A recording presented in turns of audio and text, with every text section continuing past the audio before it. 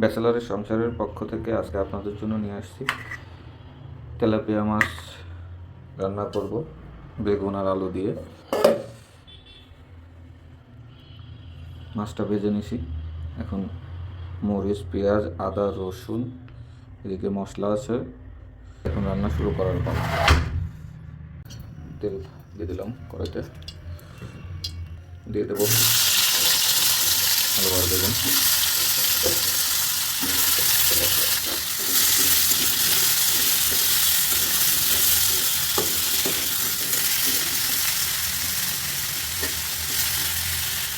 লবণ, হলুদের গুঁড়া, মরিচের গুঁড়া, জিরা,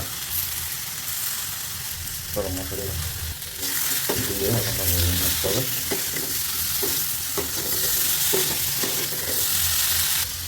পেঁয়াজ, রসুন, আদা, মরিচ সবার সাথে দিয়ে দিচ্ছি।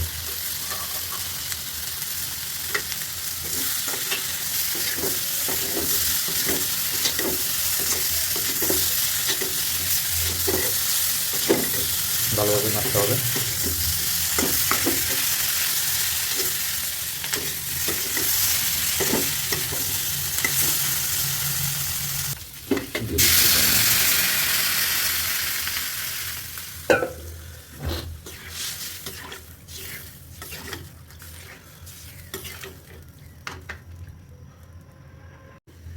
তরকারিতে বলক আসার সাথে সাথে দিয়ে দিতে হবে মাছ দুটো।